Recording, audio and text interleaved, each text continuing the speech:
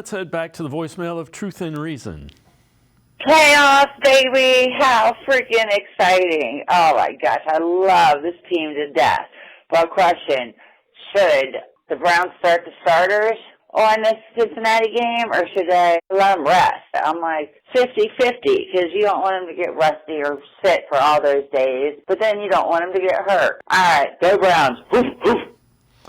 As always, appreciate all the voicemails. Let's welcome in Casey Kinnaman from Dog Pound Daily, as well as Network 216. Casey, what do you think it looks like? The one thing is, football is a little different than any of the other sports because, you know, linemen can get somebody rolling up on it. It is a dangerous thing anytime you step on a football field. Yeah, I find this absolutely fascinating because we've been on the other end of this where the final game comes and it doesn't matter, but it's because you've had a disappointing season. And maybe you faced a team who had locked up a playoff spot and they're rolling out some of their backups. It's to be on this end of it, it's going to be fascinating to see how they thread that needle, because that's what it comes down to is, you know, Stefanski's been preaching 1-0 every single week.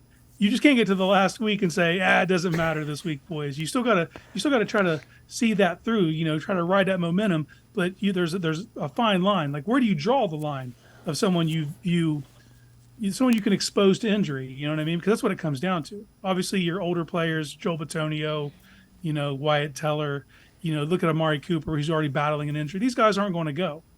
But there's going to be players that have probably earned the right to kind of hang out on the sidelines in this glorified preseason game who are going to have to play.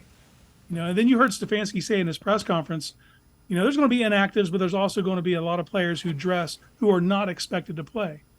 But that can all change with an injury. You know, if you decide to sit Pochich and Nick Harris goes out there and rolls an ankle or something, all of a sudden you got a guy who's kind of cold going into the game, and then we're all watching the game with our breaths held. You know, it's going to be fascinating to see how they thread that needle, because that's what it comes down to. And then you just look on the other side. What do the Bengals have to play for? They're completely eliminated. Like, why would they send Jamar Chase out there? Like, you don't. You know what I mean? So it's going to be a little cat and mouse game. You definitely don't want to finish the season on a sour note. So you still want to try to win the game, but at what cost?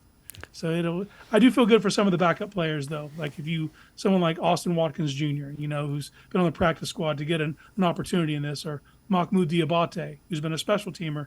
He's going to get some reps now. So it's just going to be a glorified preseason game. So it's just a lot of things to keep an eye on, though.